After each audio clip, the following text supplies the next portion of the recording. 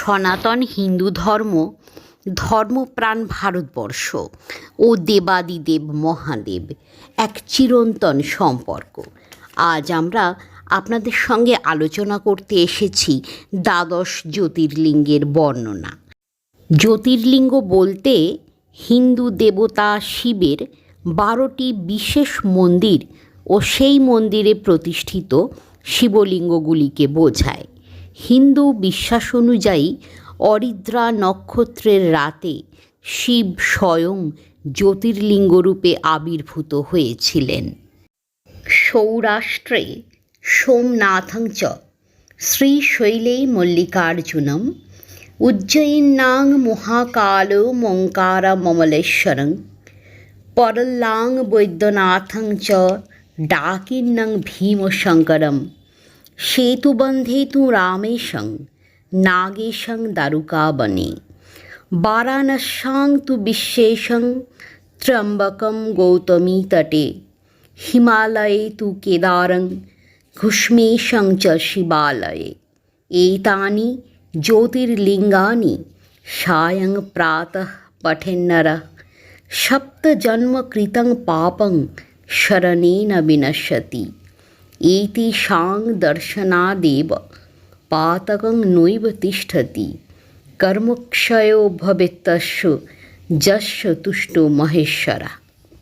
অর্থাৎ সৌরাষ্ট্রে সোমনাথ এবং শ্রীশৈলমে মল্লিকার্জুন, উজ্জয়িনীতে মহাকাল এবং অমলেশ্বরে ওঙ্কারেশ্বর, পর্লিতে বৈদ্যনাথ এবং ডাকিনীতে ভীমশঙ্কর, সেতুবন্ধে রামেশ্বরম এবং দারুকাবনে নাগেশ্বর, বারাণসীতে বিশ্বেশ্বর এবং গৌতমী নদীর তীরে ত্র্যম্বক, হিমালয়ে কেদার এবং শিবালয়ে ঘুষ্মেশ্বর।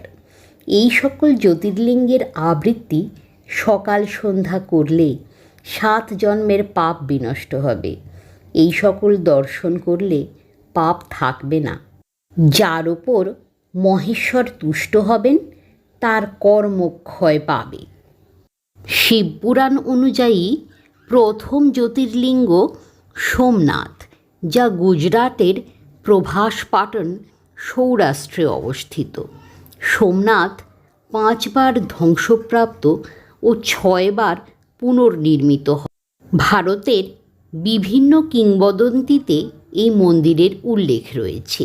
দ্বিতীয় জ্যোতির্লিঙ্গ মল্লিকার্জুন, যা অন্ধ্রপ্রদেশের শ্রীশৈলম কুন্নুর জেলায় অবস্থিত। মল্লিকার্জুন বা শ্রীশৈলম কৃষ্ণা নদীর তীরে একটি পাহাড়ের ওপর অবস্থিত। মন্দিরটি প্রাচীন ও এর স্থাপত্য সৌন্দর্য দর্শনীয়। তৃতীয় জ্যোতির্লিঙ্গ মহাকালেশ্বর, যা মধ্যপ্রদেশের মহাকাল উজ্জয়িনীতে অবস্থিত। উজ্জয়িনীর মহাকালে, যার অপর নাম অবন্তী, মহাকালেশ্বর জ্যোতির্লিঙ্গ মন্দির অবস্থিত। এটি একমাত্র দক্ষিণমুখী মন্দির। মন্দিরের গর্ভগৃহে যেখানে শিবলিঙ্গটি রয়েছে সেখানে সিলিংয়ে একটি শ্রীযন্ত্র উল্টো করে ঝোলানো থাকে। চতুর্থ জ্যোতির্লিঙ্গ ওঙ্কারেশ্বর, এটিও মধ্যপ্রদেশে অবস্থিত।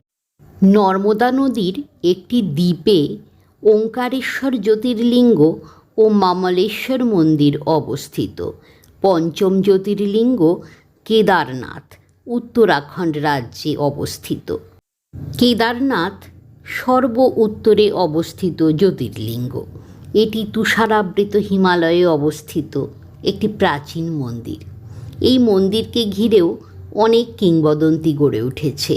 এই মন্দিরে যেতে গেলে পায়ে হেঁটে যেতে হয়। বছরের মধ্যে 6 মাস মন্দির বন্ধ থাকে। পরবর্তী জ্যোতির্লিঙ্গ ভীমশঙ্কর, মহারাষ্ট্র জেলায় অবস্থিত।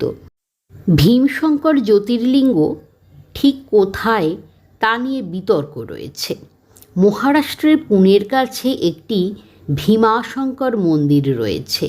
এই অঞ্চলটি প্রাচীনকালে ডাকিনী দেশ নামে পরিচিত ছিল, কিন্তু উত্তরাখণ্ডের কাশীপুরও প্রাচীনকালে ডাকিনী দেশ নামে পরিচিত ছিল। এখানে মোটেশ্বর মহাদেব নামে একটি ভীমশঙ্কর মন্দির আছে। ভীমশঙ্কর মন্দিরের অন্যান্য দাবিদার মন্দিরগুলি মহারাষ্ট্রের সোহাদ্রি, অসমের গুয়াহাটির কাছে ও ওড়িশার গুনুপুরে অবস্থিত। পরবর্তী জ্যোতির্লিঙ্গ কাশী বিশ্বনাথ, যা উত্তরপ্রদেশের বারাণসীতে অবস্থিত। বারাণসী বিশ্বনাথ মন্দির হিন্দুদের পবিত্রতম মন্দিরগুলির অন্যতম। পরবর্তী জ্যোতির্লিঙ্গ ত্রম্বকেশ্বর, মহারাষ্ট্র জেলার ত্রম্বকেশ্বর নাসিকে অবস্থিত। ত্রম্বকেশ্বর মন্দিরটি গোদাবরী নদীর উৎসের কাছে অবস্থিত। পরবর্তী জ্যোতির্লিঙ্গ বৈদ্যনাথ, ঝাড়খণ্ড জেলায় অবস্থিত বৈদ্যনাথ জ্যোতির্লিঙ্গের অবস্থানও বিতর্কিত। ঝাড়খণ্ডের দেওঘরের বৈদ্যনাথ মন্দিরটি জ্যোতির্লিঙ্গ আখ্যাপ্রাপ্ত। এটি একমাত্র তীর্থ যা একাধারে জ্যোতির্লিঙ্গ ও শক্তিপীঠ। বৈদ্যনাথ জ্যোতির্লিঙ্গের অন্যান্য দাবিদার মন্দিরগুলি হল হিমাচল প্রদেশের কাংড়া জেলার বৈজনাথ শিবধাম ও মহারাষ্ট্রের বিড জেলার পার্লি বৈজনাথ। পৌরাণিক চরিত্র রাবণের সঙ্গে বৈদ্যনাথ লিঙ্গ প্রতিষ্ঠার গল্পটি জড়িত। পরবর্তী জ্যোতির্লিঙ্গ নাগেশ্বর, যা উত্তরাখণ্ডে বা গুজরাতে দু জায়গায় অবস্থিত বলে বিতর্ক রয়েছে। উত্তরাখণ্ডের আলমোড়া আর গুজরাটের দ্বারকায় অবস্থিত। এই জ্যোতির্লিঙ্গের অবস্থানও বিতর্কিত।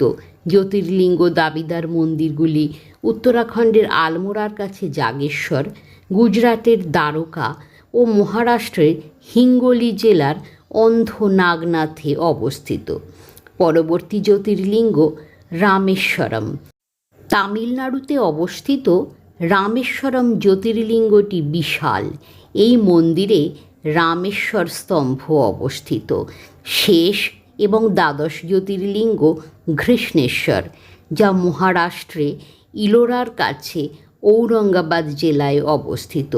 মন্দিরটি ইলোরা গুহা মন্দিরের কাছেই অবস্থিত। প্রিয় বন্ধুরা, আপনারা শুনলেন পিএস ক্রিয়েশনসের সাথে মহাদেবের দ্বাদশ জ্যোতির্লিঙ্গের বর্ণনা। অপার শক্তির উৎস এবং শিবমহিমার অনন্ত অফুরন্ত ভাণ্ডার ভারতবর্ষের এই দ্বাদশ জ্যোতির্লিঙ্গের সফরে আমরা পিএস ক্রিয়েশনস বেরোচ্ছি। থাকুন আমাদের সঙ্গে। পরবর্তী এপিসোড থেকে শুরু হচ্ছে আমাদের বারাণসী ভ্রমণ। দ্বাদশ জ্যোতির্লিঙ্গের অন্যতম বারাণসী ধাম। পিএস ক্রিয়েশনসের বাবা বিশ্বনাথ দর্শনের সফরে আপনাদের সকলকে আমন্ত্রণ জানাই। ওম নমঃ শিবায়। Stay connected with us, stay connected with PS Creations, and thanks for watching.